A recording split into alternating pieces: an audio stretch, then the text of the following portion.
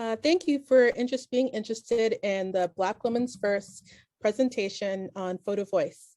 This video will define Photovoice, describe a photo project as an example, and explain the tasks we would like you to complete before the convening.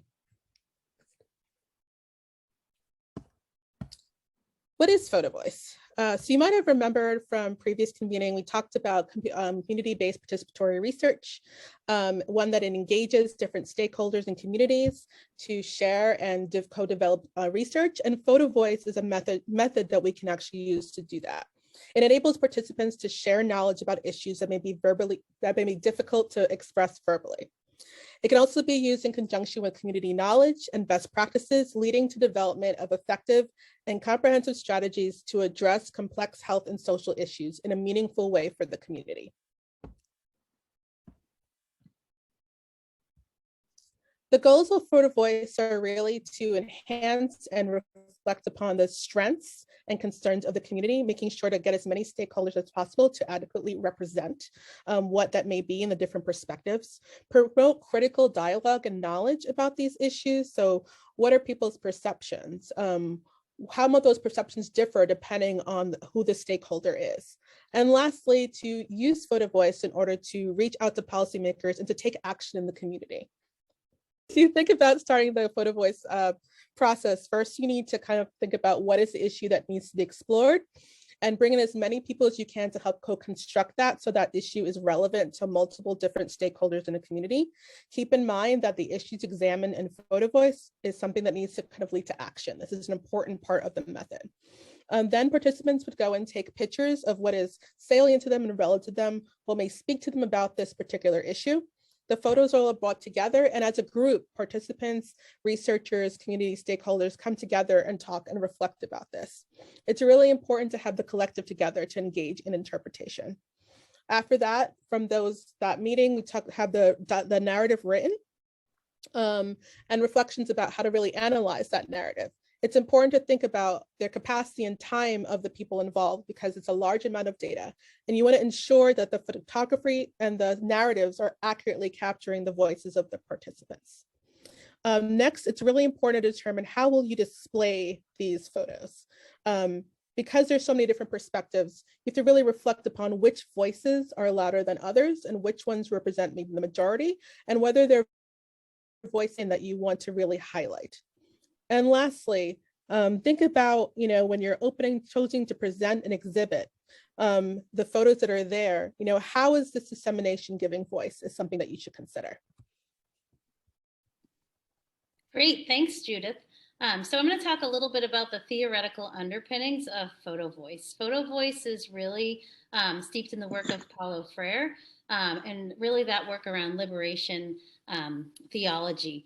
And Paulo Freire, who you see a picture of on the screen, he really believed that the role of teacher and student was interchangeable. And so that it wasn't always this teacher depositing knowledge into the student, enriching them, and the student taking that in. But really, and he actually called that the banking system of education, that depositor of knowledge approach that we use in the Western society. But he really saw this idea of teachers and students co-creating, learning from one another through a process of exploring. And so to that, Freire developed the concept of conscientization, which illustrates that communities and individuals can develop critical understandings of their own reality through both reflection and action. And so that's what you heard Judith as she was talking about in the Photovoice, really reflecting on what it is we want to learn, what it is that's happening, what we want to see, and then acting collectively to create the changes that we would want to see within our community. And so you can click to the next slide. So to that end, when we think about how do we analyze photos in the context of a Photovoice project, we use what is called the SHOED method, developed by Wang and Burris back in 1999. And it's what do we see here? So as we look at our photos, what do we see here? And what is really happening here? So we dig in deep to those photos, to what do we see, but then what's happening? And then how does what we see happening relate to our own lives? And so what does this mean for us? What's playing out in this photo? And then why does this situation or concern or strength exist? What are the root causes of what's going on in our photo? And then what can we do about it? You know, a lot of times with research, we stop before that. What can we do about it? But in the case of Photovoice, the what do we do about it is one of the most important questions, because it starts us on our next phase of our journey, whether it's advocacy, whether it's systems change. Really, what do we see happening? How is it impacting us? And then what can we do about it? You can click to the next slide. So here's an example of a Photovoice that was conducted as part of a project with a group called Casa Esperanza. It's a group that works with Latinx communities in Boston, where we are here in Boston, and they work around substance use disorder. And so they do a lot of direct service work. They provide housing.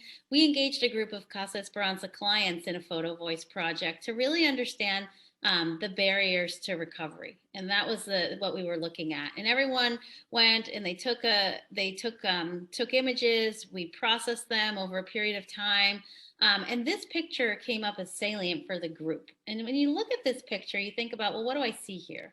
I see a room. What's happening in this room? It's a neat and tidy room. The group talked a lot about that.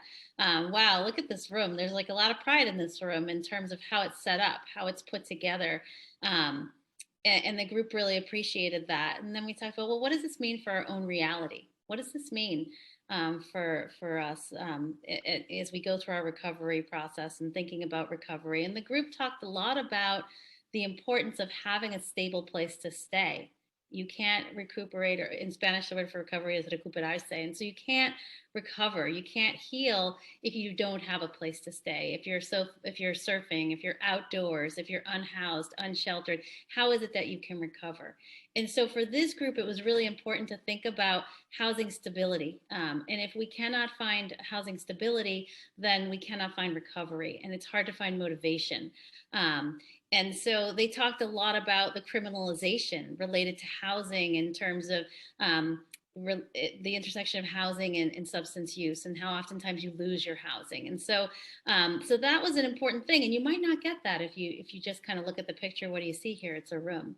But there's a much deeper story behind our images.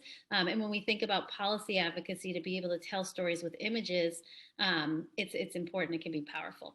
So I'll go to the next slide. So what are we going to do at the convening? We're so excited to see you. We're so excited to have a Photovoice session that we did our slides in advance. So you're watching our slides now. When we actually get to the convening, we're going to practice some Photovoice. You all we're going to look at your photos. We're going to dive deeply into them. We're going to practice the analysis, the show ed process, and hopefully we'll create a story together. So with that, I'm going to turn it over to Melanie. Great, thanks, Linda. Yeah, so as Linda said, we're going to use the hour-long session at the convening to really be practicing the Photovoice methods. So next steps for you before then is first to think about, how is COVID-19 impacting you? Think about that question, reflect on that, and how COVID is impacting your lives. And then we'd like you to take a photo that represents your answer to this question. At your home, at your work, outside, whatever environment, whatever photo you think captures that, please take that photo and then upload that into the How is COVID-19 Impacting You folder on Basecamp. It is in the convening folder, the third all recipient convening February 2022 folder. And then we'll be bringing those into the Photovoice session space at the convening and discussing it. And then, as Linda said, we'll conclude with thinking about how you can use Photovoice at your sites with your clients. And thank you so much, and see you at the convening. We'll see you at the convening. Looking forward to seeing you.